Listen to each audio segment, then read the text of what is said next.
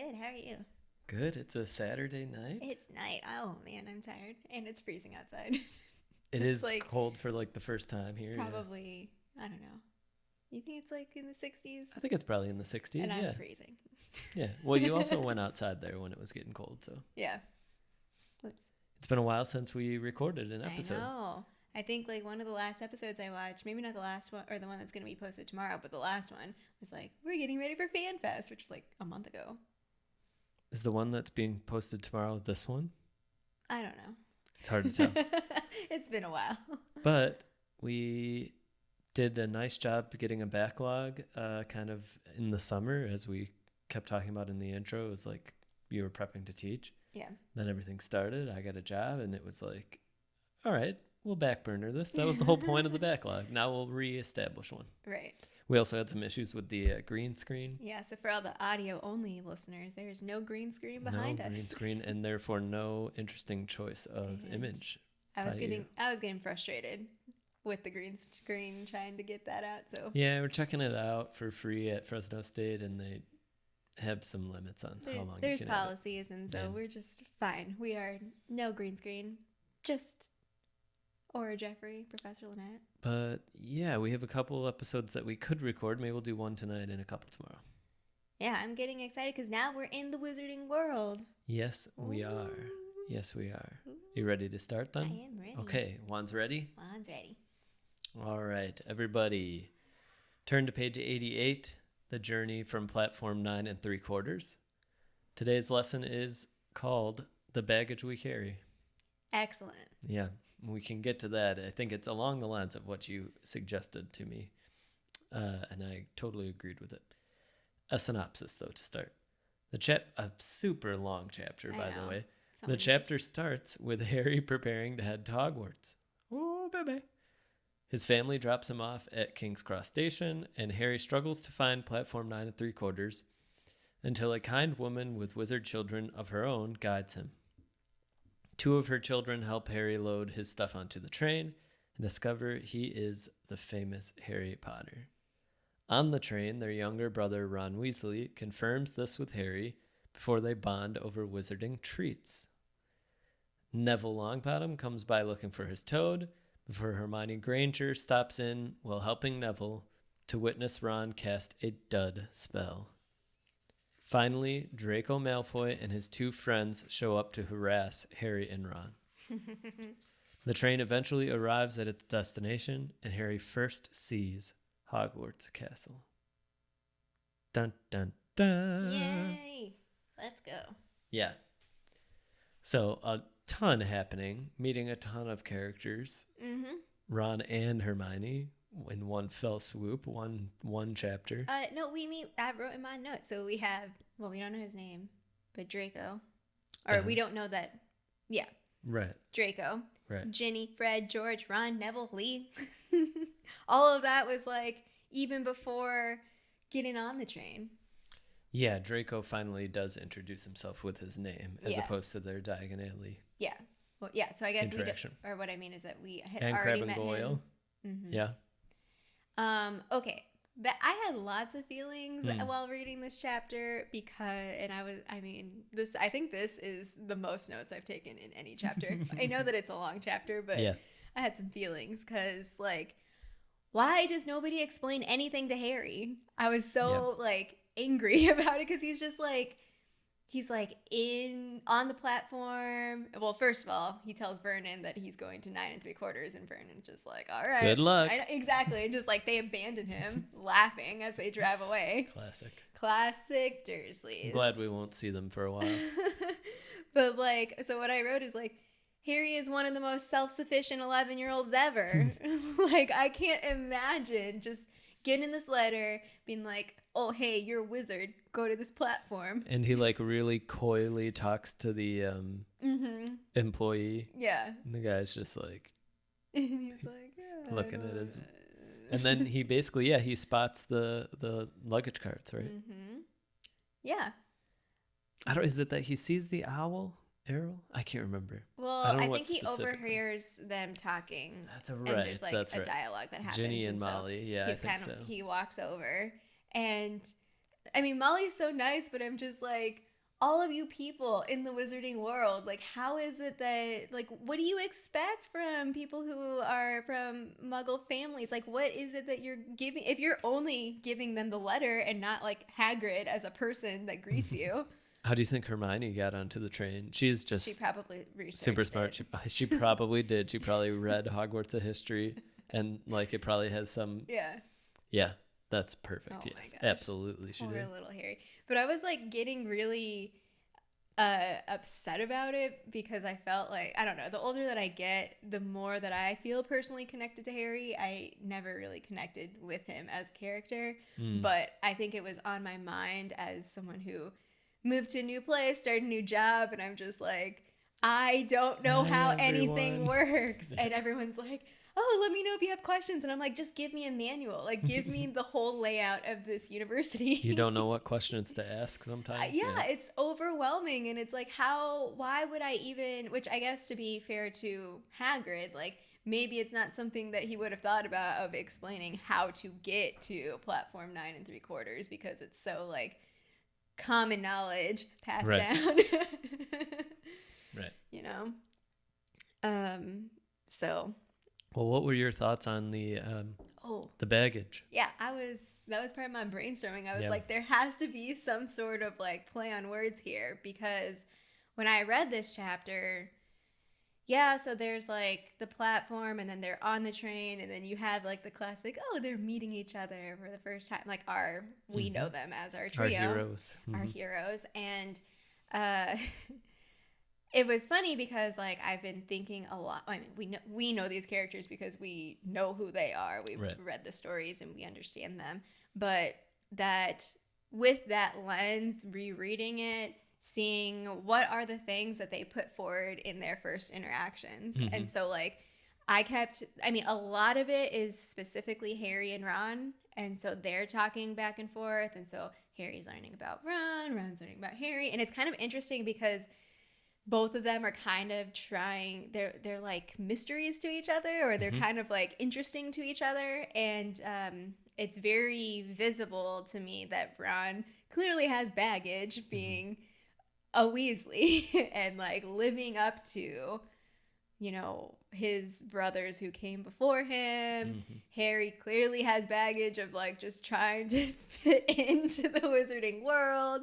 Hermione pops in and is like, I've read everything about everything because her I want baggage. to. Yes, every single one of them. It's like, whoa, wow. Yeah. And I was thinking about it because of like the luggage carts and like everything of like we each carry baggage. So that comes out even if we're not trying to make a big deal out of it. They're just trying to make friends, but it's like, whoa, there's like definitely a filter that some things pass through and it's like you're carrying your baggage with you on this train to Hogwarts. All of you are going on this new experience, but you're all taking stuff with you from where you came from.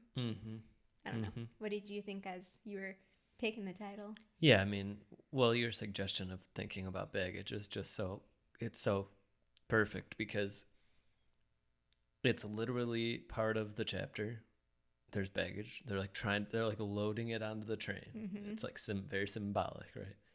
And like Ron and Harry, their baggage complements each other so well. It's like inevitable that they're going to be close.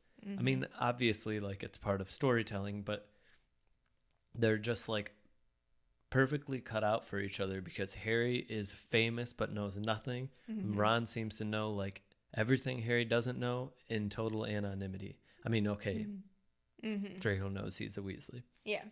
But then I also think it's really fascinating the way that, because I would argue we also see Neville, Hermione, and Draco's baggage in this chapter. Like the way that they enter Harry's life is through this, like, Hermione is imposter syndrome central, right? Like, gotta totally overcompensate, be involved in everything, help everyone, see everything, critique, like relying on her book reading, like overcompensating on reading so that she can fill in for the fact that she feels insecure about being there. Neville is just, it's more overt. He everything is trouble for him. He bumbles around because Yep. he's so overwhelmed, right? It's his whole childhood, and we'll learn more about him. But this sense of like, I don't really belong here, and Mm-hmm. in a totally different way than Hermione. Right. And then Draco, like, is pretty similarly carrying his baggage in this sense of, I need to like uphold my family name, and Mm-hmm. so I need to be dominant. I have Yeah. to, you know. Yeah. That's a good point. So like I did write about like first impressions, and that was that list that I Mhm. read off. Also, spoiler alert, Harry meets his future wife. Yeah, spoiler. Yeah. No, but She like, has her own baggage. oh my gosh. Yeah, I feel like all the dialogue is so interesting to me because it is like this window into the dynamics of these characters and how they relate to each other. And I mean, it of course builds off the previous chapter where we have like, it's just like, oh, are you Harry Potter? Mm-hmm. And I love how she gives us 5 to 10 interactions with 11-year-olds, 5 to 10 different 11-year-olds talking to each other, and they're just so full. They're just so complete people. Mm-hmm. Even though you only get like little glimpses of them, it's like, yep, yeah, met somebody like that, and like totally at 11 years old, they would be this is how they would interact and negotiate their, you know. Well, it's super interesting. We've talked about this before. Like, they're just tiny people. Mm-hmm. They're just little people. So they're just humans interacting with each other. You can see reflections of yourself in them. You can see reflections of other people in them. This is also like educator self coming out again. Is like, kids are just people, just like us. And I think the fidelity that she has to what kids are actually like, because they're kids are a bit more open, actually. Like, they're more, there's at least at that age, there seems to be a little bit less, there are fewer games being played. It's people's cards are pretty much on the table. I mean, we are talking about baggage that they're not like necessarily exposing, but they get much closer to exposing it than adults would, right? Adults would be kind of guarded, much more guarded. Well, it's and everything would be very toned down. Like, all the interactions would be boring. Right. It's like when we meet Lucius later on, and it's like, he's so like political and sort of, yeah.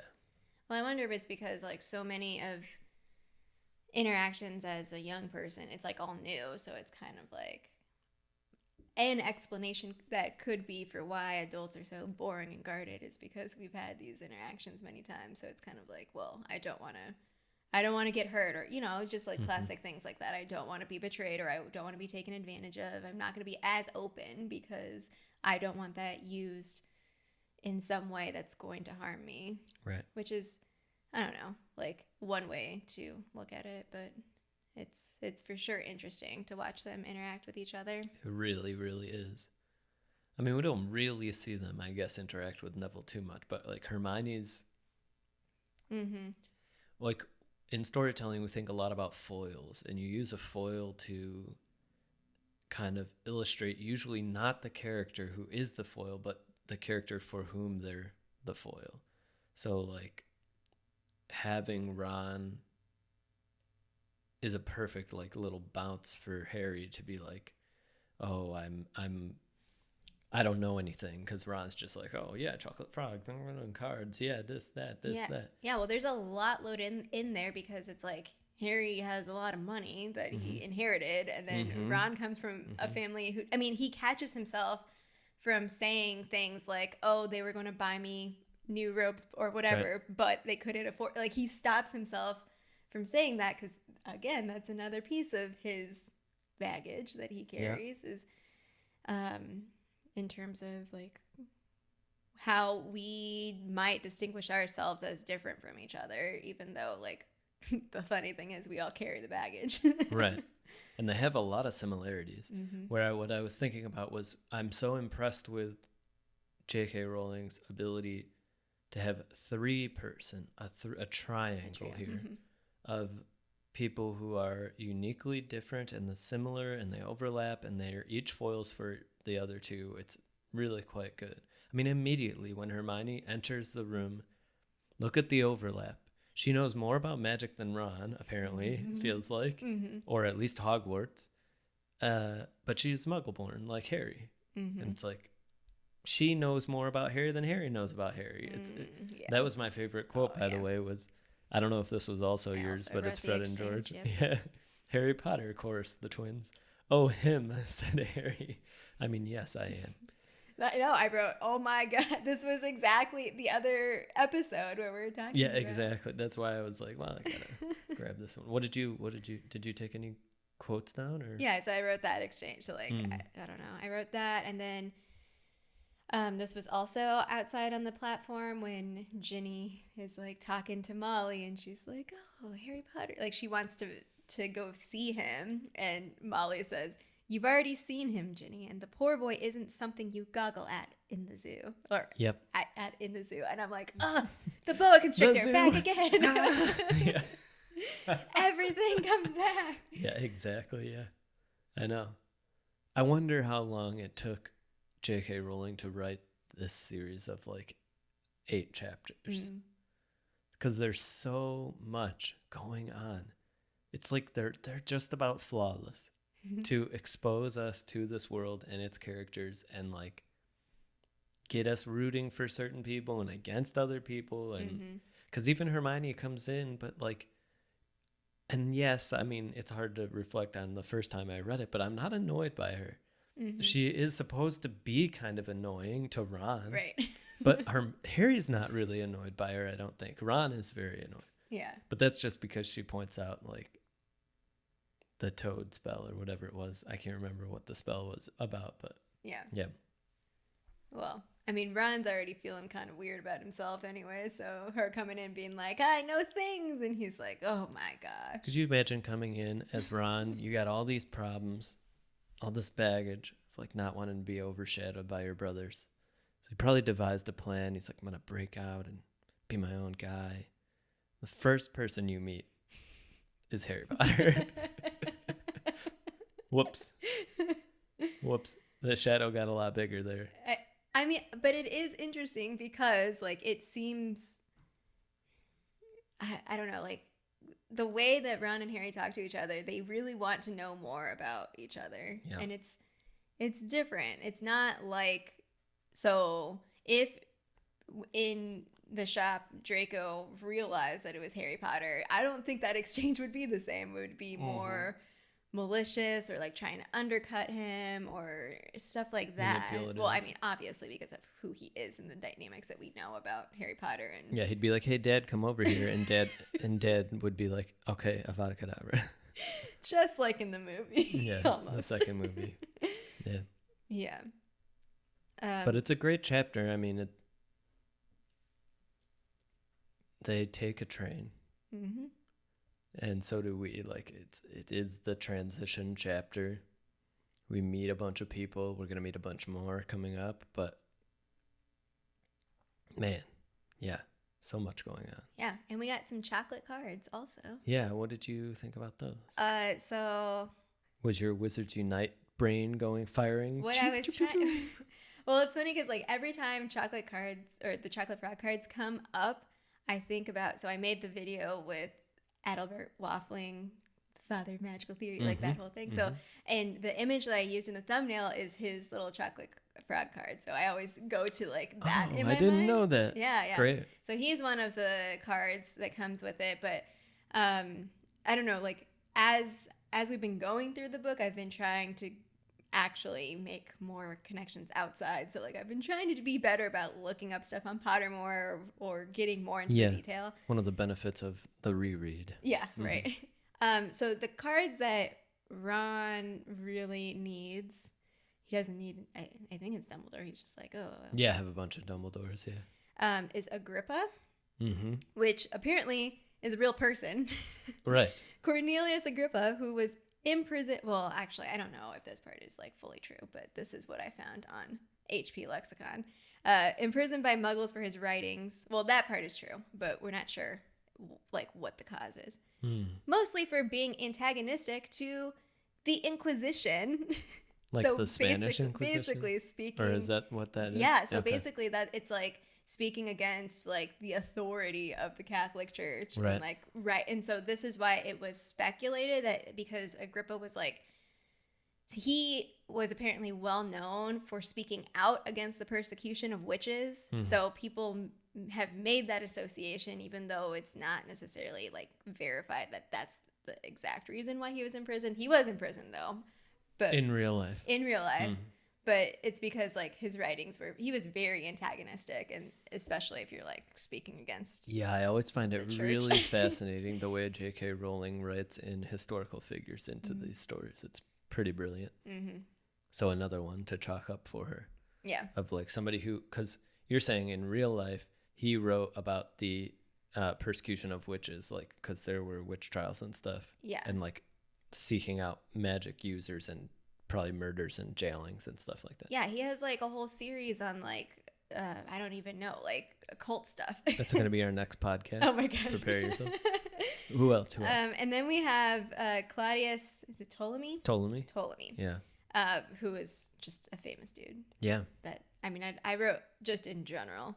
He wrote books on math, geography, science, and astronomy. Yeah. Who else does Harry get? Off the top of my head, I think he gets Morgana, who's a Arthurian legend. But on Dumbledore's Dumbledore. card, it said that Dumbledore was credited for discovering 12 uses of dragon's blood. Right. Which Yeah. Is one of them? Oh my gosh! I just read your note. I just added this note. Is one of them to start a calamity in WizardPhD? It's one of the. Yeah, it is. It is. Well, because then I was like, well, what are the 12 uses for dragon's blood? Mm-hmm. And so apparently J.K. Rowling in an interview said that it's used for cleaning spots. I don't know. I'm sure that she's been asked lots of things and says like some snarky things. I want to say at some point we learn a couple of them. Yeah, we don't know, but I can't remember. Based on my internet research, we don't collectively know all 12. We only know like a few, and it's like fragmented. Yeah. Man, oh man. But it's like little details like that, which is like, it makes me think about since we've been watching How I Met Your Mother, the pineapple incident, and like. So there's this mysterious pineapple that they find, and then at the end of the episode, the future Ted says something like, and we never found out or what happened or like where the pineapple came from. And then later with an interview with the creators, they talked about like, oh, we learned a lesson from that of like not to write ourselves out of a story. So basically like when you close that off and don't like leave it open, then we never found out. We never found out. But like you have something like this where it's like, oh, 12 uses of dragon's blood. I'll figure this out later, I guess. Yeah, it's so brilliant. It's that iceberg stuff for writing, right? It's like we don't know. It just is it's like one little injection of like, hey, Dumbledore like has lived a life. Yeah. And like done all this stuff, and like we don't know anything about that, but apparently he did some things, and even just the fact that he's on this one of these cards kind of elevates it because we have that type of thing. With like, well, Harry hasn't even met Dumbledore yet. He's heard of Dumbledore. He knows that there's this Dumbledore dude that was like, hey, headmaster, come to Hogwarts. Oh, I sent you this guy Hagrid to tell you you're a wizard. We get to see Hagrid again. Oh yeah, we are in the boats. See the castle. I'm ready to roll. How are you doing? I'm good, yeah. Okay. Next chapter is coming up soon. The Sorting Hat. Thanks everyone for joining us. Until next time. Wands ready.